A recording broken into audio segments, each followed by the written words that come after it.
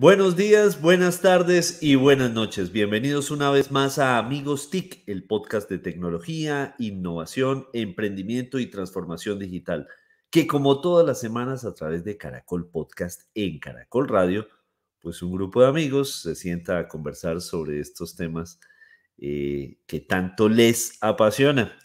Y bueno, mi saludo muy especial a los amigos TIC. Hoy extrañando a Emilia Falcao Restrepo, que por razones de conexiones aéreas no logró conectarse, pero la extrañamos y le enviamos un abrazo gigante.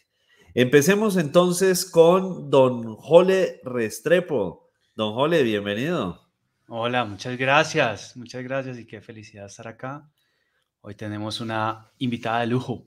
Sí, sí, lo sé. Bueno, ¿y hoy desde qué municipio de Colombia se encuentra? Cajicá, Cundinamarca. Hoy no estoy en Zipaquirá, donde queda un colegio del siglo XXI para el siglo XXI, Atelier. Muy bien, muy bien, muy bien. Bueno, esperamos, con toda la sobriedad, desde la calle 80 en Bogotá, don Mauricio Garamillo. Profesor Víctor Solano, don Jorge PhD, buenos días, buenas tardes, buenas noches a toda nuestra audiencia. Y desde Bogotá, la sede de Impacto TIC, un medio de comunicación del siglo XXI también. Qué originalidad. Muy bien. Para el siglo XXI. Muy bien, muy bien. Y quizás miremos a ver, ¿desde qué latifundio en el mundo, desde cuáles de sus latifundios del siglo XXI para el siglo XXI, don Santiago Pinzón Galán? Le voy a dar la entrada, pero profesor, Sí, estuvimos señor. en Austin, Texas, y Sí. lo vi, llegó un día antes para mirar latifundios. Está de compras. Ah, sí, está. De shopping. Don Santiago. Buongiorno, buonasera, buonanotte. Hay más anécdotas de Austin, como la primera vez que Mauricio se montó en una patineta en un estado que no quedó registrado todos los videos, pero creo que los amigos de Amigos TIC Caramba. van a querer esa primicia y es Sí, verlo sí. no dejarse bajar de la patineta porque no quería seguir pagando. Entonces, Ah, es más delicado. No, no, Dios abajo mío. los técnicos, abajo los técnicos. Qué Técnicos. vergüenza. Bueno, bueno, bueno. Bueno, pues bienvenido, don Santiago, desde su latifundio en Nápoles, Italia. Eh, bueno, y quien le saluda, Víctor Solano, desde Socorro, Santander, cuna de la libertad de América. Bueno, don Jole, su merced nos hace los honores de presentarnos a la invitada de lujo. Sí, claro, es una invitada de lujo, es además una lideresa y yo creo que promotora y pionera de los temas de incorporación de tecnologías emergentes al gobierno, lo que ahora denominamos muy rimbombante como GovTech, pero que ella ha venido trabajando desde hace mucho tiempo. Fue, por ejemplo, directora del programa Gobierno en Línea entre 2006 y 2010. Y entonces ahí es muy importante porque ahí la tecnología era Internet y cómo incorporábamos Internet a las gestiones de gobierno y del Estado. Luego fue viceministra en la que tuvimos la oportunidad de trabajar juntos. Fue mi jefa, pero ella ahora lo niega, como lo vimos tras bambalinas. Yo que pensaba que me recordaba con mucho amor. Entre 2012 y 2016 fue viceministra TI y ahora está trabajando en la CAF, es ejecutiva senior de gobierno digital en la Dirección de Innovación del Estado según LinkedIn. María Isabel, bienvenida a Amigos TIC, qué bueno tenerte aquí por fin. Ay, qué bueno, qué bueno. Muchísimas gracias por la invitación, Jorge. Muchas gracias, Mauricio, Víctor, Santiago. Qué felicidad por fin estar aquí con ustedes. Sí, por fin. Te habíamos coqueteado mucho para que vinieras No, y te es que a queríamos. mí me toca pedir permiso en CAF para participar en estos eventos y programas y siempre ha sido como última hora y yo no alcanzo a pedir el permiso. Ya no me mando sola. Pero bueno, ya tenemos el permiso y con permiso voy a hacer la primera pregunta y es, María Isabel, decía y te lo mereces, que vos sos como pionera en llevar tecnologías emergentes a la función del Estado. Contanos ahora desde CAF qué es lo que estás haciendo de forma increíble con inteligencia artificial y otras tecnologías emergentes en esa misma vía. Pues empiezo por contarle a la gente que no sabe qué es CAF. CAF es una banco de desarrollo, es el Banco de Desarrollo de América Latina. Es como banca multilateral, como el BID, como el Banco Mundial. Cumplimos este año 52 años y había sido un banco que se había dedicado a apoyar a los países de América Latina en construcción de obras de infraestructura. Era como por lo que se distinguía la CAF, que antes se llamaba la Corporación Andina de Fomento. Entonces ayudaba a los países a hacer carreteras, puertos, aeropuertos, hospitales, escuelas o redes de alcantarillado, redes de energía, de telecomunicaciones. Pero obviamente el desarrollo pues no es solo construcción de infraestructura, sino que se necesita fortalecer las instituciones y en particular las instituciones del Estado. Entonces, en el 2018, CAF creó una nueva dirección, que es la Dirección de Innovación Digital del Estado. Y entonces yo me vinculé a CAF en el 2019 para dedicarme a apoyar a los países en todos los temas de gobierno digital e innovación pública. Ahora hubo unas reestructuraciones internas en CAF y ahora la dirección se llama Dirección de Transformación Digital, ya no es solo del Estado, o sea que cubre temas de economía digital también, de conectividad, inclusión digital, pero pues yo estoy dedicada al tema como de toda mi vida, que es gobierno digital e innovación pública, y lidero específicamente una iniciativa para promover el uso responsable de inteligencia artificial y de los datos en el sector público. Sabemos que hay muchas oportunidades para el sector público en el uso de las tecnologías emergentes, pero en particular de la inteligencia artificial. Entonces, y que ese uso de esas tecnologías se debe hacer de manera muy responsable por los grandes riesgos que también tiene su aplicación. Entonces, a eso es que estoy dedicada durante estos últimos años. Maravilloso. Ahora, la pregunta clave, Marisabel, es ¿por qué negaste a Jole en tu anterior experiencia? ¿O ya sabemos por qué? No, pues eso sí. Primero tenías toda la licencia. Lo entendemos. Pero nuestra audiencia no debería conocer eso. Santiago, resulta que en el ministerio era, antes, ¿se acuerdan? El Ministerio de Comunicaciones. Se convirtió en el Ministerio de Tecnologías de la Información y las Comunicaciones e inicialmente tenía un solo viceministerio. Cuando yo entré, yo fui la primera viceministra que se llamaba en ese momento de Tecnologías y Sistemas de la Información, pero para cortar, pues yo era la viceministra TI y la viceministra María Carolina Hoyos era la viceministra general. Ahora, eso ha ido cambiando de nombre, esos viceministerios, y Jorge trabajaba con la viceministra María Carolina. Sí, Jorge es una rueda suelta. Sí, trabajamos juntos, pero yo no era su jefe era María Carolina. Y en esa época yo también asesoraba al ministerio. María Carolina era mi jefa y Holly fue mi jefe, pero María Carolina y María Isabel sí me recuerdan con cariño. Sí, no sabemos, no hay problema. Yo he grabado, Holly, otra evidencia, no hay rollo. En cambio, María Carolina también niega a Jorge. No lo creo. Yo quedé en un limbo. Holly, usted sí trabaja en el ministerio. Está diciendo yo no. Sí, parece que Holly no trabaja en el ministerio. Lo recuerdan en pagaduría. Mentira, falso de toda falsedad, porque realmente Jorge fue espectacular todo lo que hizo en el ministerio. Ya, lo salvó, le tiró salvavidas. Eso sí es verdad. No, es cierto. Bueno, volviéndonos serios para que después no digan que solo Mauricio enreda las entrevistas. Sí. María Isabel, ¿cómo ves ese desarrollo precisamente de los gobiernos en Latinoamérica? ¿Está creciendo ese liderazgo? ¿La gente está asimilando? ¿Sí se logró un cambio de mentalidad después de la pandemia? ¿Me hablas de la asimilación de la tecnología en general? Sí. En general, sí, primero general. Pues porque están haciendo relaciones con los gobiernos. ¿Ves un cambio? Sí, yo diría que claro, que sí lo acelera, o sea, definitivamente pues llevamos, los gobiernos de América Latina llevamos más de 20 años impulsando estrategias que antes se llamaban de gobierno electrónico, después de gobierno digital, transformación digital, bueno, eso le van cambiando el nombre, pero finalmente lo que llevamos buscando hace 20 años es poder aprovechar todo ese potencial que tienen las tecnologías de la información y las comunicaciones para que los gobiernos sean más ágiles, para que los gobiernos presten mejores servicios a los ciudadanos. Y ha sido una labor de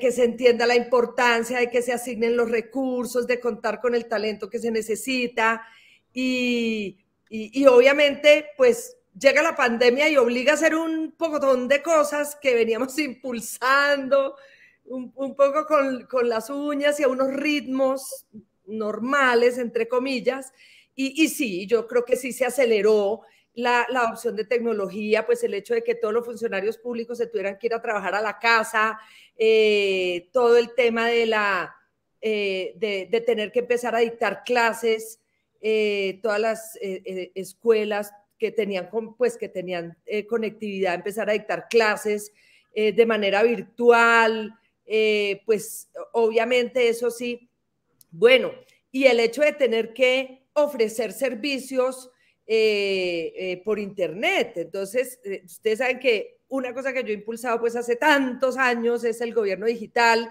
y que los ciudadanos hagan sus trámites por internet, y muchos ciudadanos teníamos como un tema de apropiación de digital, pero sobre todo apropiación de eso, de animarse y atreverse a hacer trámites por internet, pues en este caso les tocó porque no había otra manera, estaban cerradas las oficinas presenciales, entonces pues la gente se tuvo que atrever y animar a hacer los trámites por internet. Entonces yo sí creo, Santiago, que hubo una aceleración, pues lo cual ha sido muy bueno, y eso sucedió en todos los países de América Latina y yo diría que del mundo. María Isabel, y hablando de América Latina, ustedes en CAF recién sacaron un informe muy potente que se llama Experiencia, Datos e Inteligencia Artificial en el Sector Público, que hacen como una recopilación de casos exitosos y también a nivel de política pública. ¿Por qué no nos contás un poquito sobre ese informe, esos hallazgos de ese informe, que además sorprende, pues porque de pronto muchas personas dirán, ¿en serio ya los gobiernos están implementando inteligencia artificial? Y ya tener un informe de experiencias, pues ya empieza a ser una buena noticia. Pues mira, Jorge, ese informe es fruto de varios estudios que hicimos durante el 2020 y 2021. Se hizo una consolidación de todos esos estudios y se produjo pues ese gran reporte regional que tiene varias partes.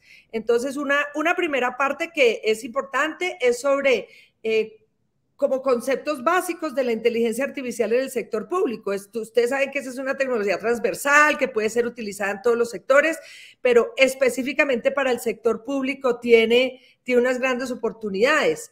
En el sector público la inteligencia artificial se puede utilizar para diseñar y desplegar mejores servicios a la ciudadanía, así como el sector privado lo conoce a uno y le ofrece qué ruta coger, qué cosa comprar, qué película ver. Igual el sector público podría ser mucho más proactivo y ofrecer servicios más pertinentes y como personalizados para los ciudadanos. Entonces esa es una gran aplicación de la inteligencia artificial. Otra es para como optimizar procesos que en la administración pública son muy repetitivos. Eso perfectamente se puede utilizar inteligencia artificial para la optimización de esos procesos, especialmente en el sector justicia. Y para mejorar toda la formulación de las políticas públicas, porque la analítica y la inteligencia artificial ayudan a entender mejor las problemáticas públicas, desde cuándo se dan, en qué regiones, qué poblaciones afecta, está creciendo, está decreciendo, y la inteligencia artificial entonces ayuda a predecir e inclusive a prescribir para el Estado. Entonces, la primera parte del reporte nos habla de esos usos potenciales de la inteligencia artificial en el sector público, y hay otra parte sobre los riesgos. ¿Cuáles son esos riesgos de sesgo, de discriminación, de problemas que puede tener de seguridad, de privacidad, de falta de transparencia, etcétera? Entonces advierte sobre esos riesgos. Está toda la documentación de casos, cómo se utilizó la inteligencia artificial, por ejemplo, para combatir problemas de deserción escolar o para diagnóstico de enfermedades en el sector de la salud, para mejorar los procesos judiciales. Bueno, hay varios casos. Hay un resumen de un trabajo que hicimos con la OECD sobre cuál es el estado del arte de la inteligencia artificial en el sector público en América Latina. Ahí también dice qué tan avanzados van los países o no. Si quieren, ahorita les digo un resumencito de eso. Y también se destaca el caso de Colombia. Es importante destacar el caso de Colombia porque en realidad es un país que pues ha trabajado mucho a nivel de política pública de inteligencia artificial, y al final pues hay una serie de conclusiones y recomendaciones. Entonces es como la gran compilación de todo ese informe que lanzamos en septiembre del año pasado. Sí, muy bien. Sí, ahora precisamente te voy a preguntar sobre eso, pero antes vamos con el dato de Santiago Pinzón. Entonces, ojo al dato con Santiago Pinzón Galán. Ojo al dato, y además es muy importante por nuestra invitada. Entre el 2006 y el 2010, un estudio informó que el 35% de los graduados de ingeniería de sistemas eran mujeres. Entre el 2016 y el 2020, esta cifra se redujo a un 22%. Es decir que en este momento, 2 de cada 10 profesionales de ingeniería de sistemas son mujeres. Tenemos que hacer mucho en esa materia, y María Isabel, por ejemplo, lidera lo que es una generación tan importante de más mujeres en el sector digital y claramente en la transformación digital. Ojo al dato. Preocupante. Sí. Pero, ¿les puedo contar algo? Sí. Adelante. Claro. Mira, yo estudié ingeniería de sistemas y computación en la Universidad de los Andes hace 1000 años. No, 1000 años no, 1000 años no. Sería compañera de Víctor. Por Dios, aquí el único que tiene más de 1000 años es Víctor Solano. Tú eres milenial, pilas. Le dice el profesor milenario. Sí, profesor milenario, sí, no. Empieza otra vez, sigue. En esa época, que era una carrera muy, muy nueva, y lo que pasa es que a las carreras les van poniendo, esta es de hombres, esta es de mujeres, esta es de hombres, esta es de mujeres. Y a las ingenierías, en ese momento, había ingenierías que eran de hombres y ingenierías de mujeres. Entonces, pero resulta, por ejemplo, la de mujeres era la industrial, la de hombres era la eléctrica, la electrónica, la mecánica, la civil. Yo quería estudiar una ingeniería y estaba la de sistemas. Y la de sistemas era como neutra, no binaria. Entonces, pues les cuento que en esa época empezamos a estudiar más o menos mitad hombres y mitad mujeres. Así era la distribución. Pero después pues las cosas van cambiando y se le va poniendo como una etiqueta de que ingeniería de sistemas es para los hombres. Es que de verdad me gusta contar esa historia porque eso cambió. Muchas de mis compañeras de carrera eran mujeres, excelentes, espectaculares, ingenieras de sistemas. Entonces, eso cambió y sí, desafortunadamente, se empezó a ver como un imaginario en las familias, en los colegios y para los niños y niñas, de como que la ingeniería de sistemas y todo este tema de tecnología era una cosa para los hombres. Y no, mijita, ¿usted qué va a estudiar eso? ¿Cómo así que va a estudiar ingeniería de sistemas? Y de ahí viene la cosa.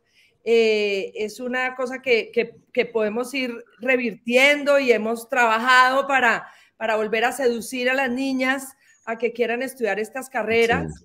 Sí. Pues porque definitivamente tenemos exactamente el mismo talento que puede tener un hombre para la tecnología. Entonces, otra cosa que yo he promovido, Santiago, es que no es solamente que usemos la tecnología igual que los hombres, no de ninguna manera, sino que ayudamos a producir tecnología. Para allá iba. Crear tecnología, hacer soluciones de tecnología, pues porque estamos en un mundo digital cada vez más digital que no pueden construir solo los hombres. Entonces tenemos que ayudar a construir ese mundo digital, no usar la tecnología que hacen los hombres. No, de acuerdo, iba a decir que no en vano, precisamente cuando hablamos de inteligencia artificial, los nombres son, por ejemplo, Siri, Alexa, o sea, manifestaciones de productos, pero no necesariamente están creando esa comunicación, esos algoritmos mujeres, o no lo están incorporando y hay mucho sesgo. Entonces, precisamente cuando uno va y mira la realidad, es crear tecnología por la inteligencia emocional de las mujeres, por el conocimiento de las mujeres y porque el mundo no es de solo hombres, sino tiene que ser equilibrado. Ahí es donde está la diferencia. Entonces, el dato es interesante porque fíjense que hay 62.000 hombres con ingeniería de sistemas, o sea, con el título, y solo 26.000 mujeres según el estudio. Entonces, según esas cifras, lo que necesitamos es más María Isabeles que reconozcan a Jole de entrada, pero también más María Isabeles que nos permita generar más niños que trabajan en este sector. El bullying de esta gente es terrible. Bueno, Marisa. No bullying a mí, o sea. Es increíble, es la así es Santiago, así es Santiago. Y eso que no bueno, María Isabel. Todavía Santiago, Dios mío. María Isabel, quería que hiciéramos como zoom en lo que comentabas del documento y un poco cómo estamos en América Latina, cómo estamos frente al vecindario en estos temas de gobierno digital. Mira, lo que el estudio miró fue más allá que gobierno digital, como todo el tema de uso estratégico de datos e inteligencia artificial en el sector público. Es un poquito más reducido, digamos, que el gobierno digital. Okay. Y básicamente, pues hay unos países, el primer país que tuvo una estrategia de inteligencia artificial fue México. Fue pionero en tener una estrategia de inteligencia artificial. Desafortunadamente vino un cambio de gobierno y hasta ahí llegó. O sea, se murió básicamente la implementación de esa estrategia de inteligencia artificial en México. Lo mismo pasó en Argentina. Argentina también tuvo construyó una estrategia muy, muy interesante de inteligencia artificial con un proceso participativo espectacular y la publicaron muy a final del gobierno anterior y llega el nuevo gobierno y tampoco pues como le da el dinamismo que se necesita. Entonces, pues eso pasa. Ahora, por ejemplo, Chile tiene su Estrategia Nacional de Inteligencia Artificial, que inclusive acabó de construir durante la pandemia, también un proceso participativo que empezó presencial y acabó virtual. Y afortunadamente en el caso de Chile sí continuó la implementación de la estrategia de inteligencia artificial o la Política Nacional de Inteligencia Artificial con el nuevo gobierno, con el gobierno actual. ¿Qué otros países tienen Estrategia Nacional de Inteligencia Artificial?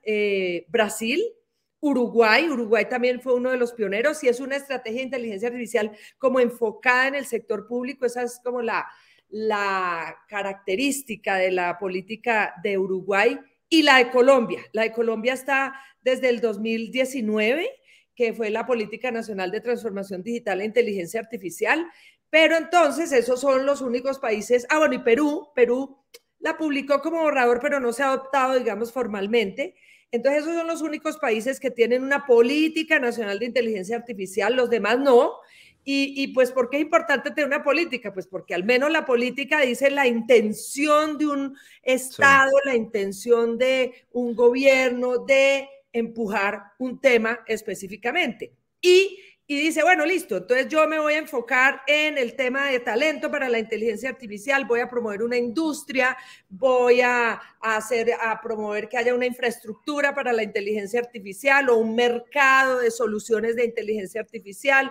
Se puede enfocar en el sector privado, en el sector público, digamos que se puede preocupar por el mercado laboral, cuál es el impacto de la inteligencia artificial en el mercado laboral, etcétera. Entonces, cada país, si un país tiene una estrategia, por lo menos muestra la intención, la voluntad y define cuáles son sus ejes prioritarios. Una cosa que se le reconoce y que le reconoce la OECD a la de Colombia es que es la única que además de definir cuáles son sus ejes y todo eso, define responsables, asigna presupuestos, tiene metas, indicadores. La mayoría de las políticas de inteligencia artificial son como intenciones. Entonces, bueno, se le reconoce eso a la de Colombia. Entonces, eso es uno de los principales hallazgos. También, por ejemplo, otra cosa que se destaca de la de Colombia, pues es el tema de la gobernanza, o sea, que desde la Consejería de Transformación Digital se empezó como a coordinar y liderar el tema, dado que es una tecnología transversal y que impacta a todos los sectores, no solo el sector privado, sino sector público y todos los sectores de la sociedad. Entonces, pues el hecho de que se lidere desde tan alto nivel, pero que además coordine con otras entidades como el Ministerio de Comercio, Industria y Turismo, el de TIC, Planeación Nacional, que por ejemplo maneja todo el tema de infraestructura de datos, pues también es bueno que tenga esos mecanismos de coordinación. También, por ejemplo, se destaca de Colombia el hecho de que tenga un Plan Nacional de Infraestructuras de Datos, porque inteligencia artificial sin datos, pues ustedes saben que no se puede entrenar las soluciones de inteligencia artificial si no hay datos y buenos datos. Entonces esa es otra cosa que se destaca de Colombia, y en realidad ese estudio y el detallado que hicimos con la OECD sí definitivamente destaca a Colombia como líder en todos esos aspectos que he mencionado. Tiene una estrategia, tiene una buena gobernanza, y lo otro que destaca es como el enfoque ético que se le ha dado al uso de la inteligencia artificial. Entonces el hecho de tener un marco ético para la inteligencia artificial y cosas novedosas como el modelo de sandbox regulatorios. Entonces en Colombia se están haciendo varios sandbox regulatorios, por ejemplo el de la Superintendencia de Industria y Comercio, donde se invita a empresas del sector privado a desarrollar soluciones de inteligencia artificial para que desde el diseño y por defecto respeten toda la ley de protección de datos personales. Bueno, se destacan muchas cosas y definitivamente se destaca Colombia como uno de los países más avanzados en la región. Obviamente se reconocen los retos, pues los retos están en la infraestructura, los retos están en el talento que se necesita, y el gran reto, que es un reto del que sufrimos siempre, es pasar de la política a la implementación. En América Latina somos muy dados a dar pasitos chiquitos, temerosos. Entonces hacemos muchos pilotos y más pilotos. Entonces el reto, diría yo, el reto más grande es de escalar, como replicar esos casos exitosos que obviamente los hay, y avanzar mucho más en la implementación, no solo en el sector público, sino en toda la sociedad. Ese diría yo que es como el mayor reto. De acuerdo. María Isabel, frente a eso, y lo mencionaste ya 2 veces, el tema de talento, ¿cómo están las entidades? ¿Cómo estamos ayudando para que exista ese talento en las entidades? Porque puede uno tener pues, una consejería, el tema del liderazgo que mencionaste que es crucial, pero necesita uno, el analista de datos, necesita el CTO, necesita ese liderazgo que tú lo manejaste muy bien, porque finalmente María Isabel fue la primera CIO, entre comillas, en ese momento, de lo que era un gobierno que estaba pensando también en esas circunstancias. Entonces, ¿cómo logra uno en esa ejecución tener el talento de las entidades? ¿Cómo lo ves? Mira, yo el talento de las entidades lo veo porque a veces dicen, bueno, hay que tener muchos programadores y se necesitan 100,000 programadores o 93,000 o lo que sea. Sí, se necesitan programadores, pero el talento va más allá que tener programadores, porque necesitamos que haya en el sector público, y yo diría que eso aplica también para el sector privado, digamos, en los equipos directivos. Los equipos directivos, pues no necesariamente tienen que aprender a programar, pero los equipos directivos tienen que entender para qué sirven estas tecnologías, las tecnologías emergentes, la innovación, todo esto, para que lideren esos procesos desde el más alto nivel. Entonces se necesita ese entendimiento y para hacer ese liderazgo. Entonces, equipos directivos. Lo otro, todo el mundo, los equipos misionales de todas las áreas, los que prestan servicio al ciudadano, por ejemplo. Es clave que los equipos de servicio al ciudadano de las áreas misionales o inclusive de las áreas de apoyo, todos esos, pues sepan también ya diseñar soluciones, desplegar soluciones y usarlas en su cotidianidad de inteligencia artificial. o sea, como que la gente en general de las organizaciones. Y después vienen los equipos técnicos.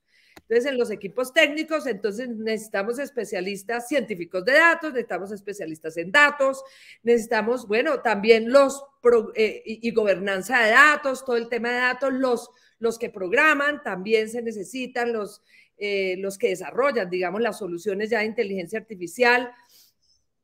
Por ejemplo, toda entidad debería tener no solo un CIO, sino, y puede ser el mismo, no importa, pero como un personaje que se encargue de los datos, el CDO, el Chief Data Officer, ¿sí? Y yo creo que en Colombia debería existir, bueno, el Gobierno Nacional expidió un decreto hace poco donde dice que tiene que, todo el modelo de gobernanza de datos, y que debe haber un coordinador nacional de datos. Entonces, más allá del CIO, en este momento es crucial tener el coordinador nacional de datos para que haya esas infraestructuras de datos para la inteligencia artificial. Entonces, en conclusión, como que necesitamos un talento especializado de técnicos, ¿sí? Técnicos, tecnólogos, ingenieros, todo, científicos de datos, todos ellos, todo el mundo en general y los equipos directivos que lideren estos procesos de transformación digital, de gobierno digital, etcétera, en las organizaciones. Y en eso creo que, pues porque creo que Jorge tiene una pregunta, uno puede decir, el director del DANE podría ser una especie de CDO, de Chief Digital Officer, si le dieran esa capacidad o ese alcance para que uno de alguna manera renovara. Pero lo que voy es que también, y esa era la siguiente inquietud, aprovecho y me cuelo, es las procuradurías, o sea, esas entidades de control, si no tienen esa capacidad también de ver la política pública distinta, y es mi inquietud, ¿tú cómo puedes trabajar? Porque los Contraloría, Fiscalía o Procuraduría, pues es muy análogas, o sea, siguen con una versión de control muy ochentera. Ah, no, fundamental, claro que sí. Se necesita que esas IAs adopten estas tecnologías y mira, las oportunidades que hay para las IAs con inteligencia artificial es una cosa increíble.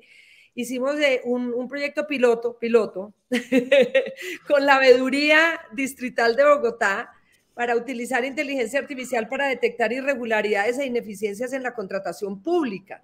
Sé, por ejemplo, que la Contraloría tiene el programa Océano, la Contraloría, sí, y hay otro de la Fiscalía parecido que es para detectar redes de corrupción y redes criminales a partir de inteligencia artificial.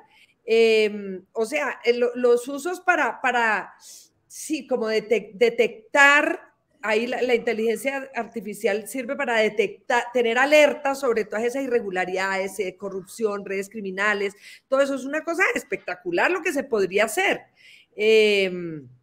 Por ejemplo, la Contraloría de Brasil, como para contarles un caso, está utilizando inteligencia artificial, pero pues ya así impresionante para detectar ineficiencias y irregularidades en la contratación pública.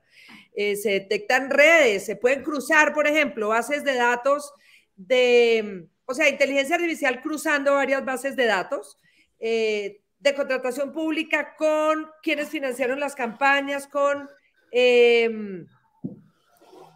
las sanciones, diversas sanciones, y ahí se empiezan a encontrar un pocotón de relaciones y cosas, pues, maravillosas. O sea, es una tecnología poderosísima para ayudar, inclusive para los auditores. O sea, los auditores tienen que saber qué procesos auditar, y eso, pues, se hace de una forma muy, muy manual. Entonces, que la inteligencia artificial le ayude a detectar cuáles procesos auditar, en cuáles profundizar.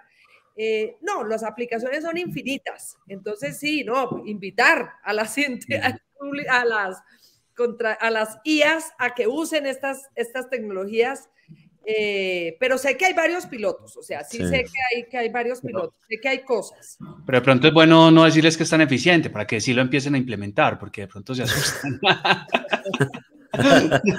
Entonces usted dice eso que acaba de decir, que es capaz de hacer todas esas conexiones y de pronto dice, no, mejor no. No, sí. Ya tenemos gente. En otra pasadita. Mauricio. María Isabel, una pregunta cortica como las que siempre hago. Ajá. Tú eres una de las pioneras en liderazgo TIC en Colombia. En tu conversación obviamente hablas del papel, de la importancia de los líderes que entienden la tecnología, que entienden la innovación, que entienden cómo transforma todo. Hoy por hoy ya no estás tan sola como hace 20, 25 años, pero todavía faltan líderes. ¿Qué hacemos para que Colombia tenga más líderes TIC, más gente que piense las TIC y que piense cómo aportar bienestar, equidad gracias a la tecnología? Esa pregunta se relaciona un poco con lo que yo decía ahora de no necesariamente todo el mundo tiene que aprender a programar, pues o sea, sería fantástico, Sí. pero no necesariamente, pero al menos sí entender la tecnología para qué sirve.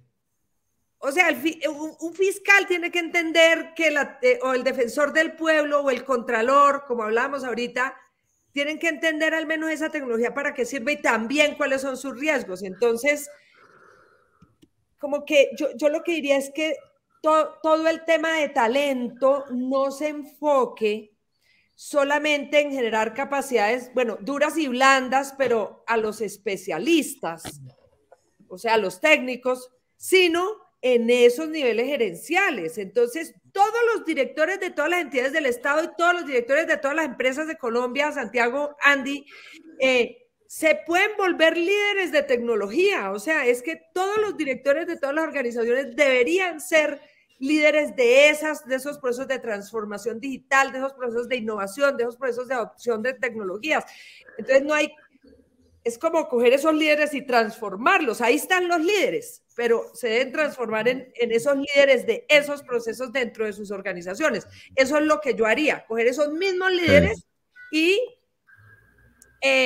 recapacitarlos, a abrirles la mente. Sí. María Isabel, hoy y amigos, hoy no vamos a tener pensando en voz alta porque se nos va acabando el tiempo, pero no puedo dejar de despedirte con una pregunta, María Isabel.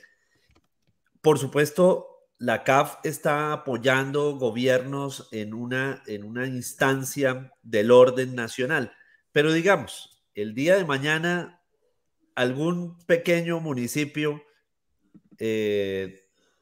por decir algo, a ver, Socorro Santander, se me ocurre, quiere hacer un municipio del siglo XXI para el siglo XXI y diga, oiga, quisiera un acompañamiento para hacer GovTech desde el orden municipal.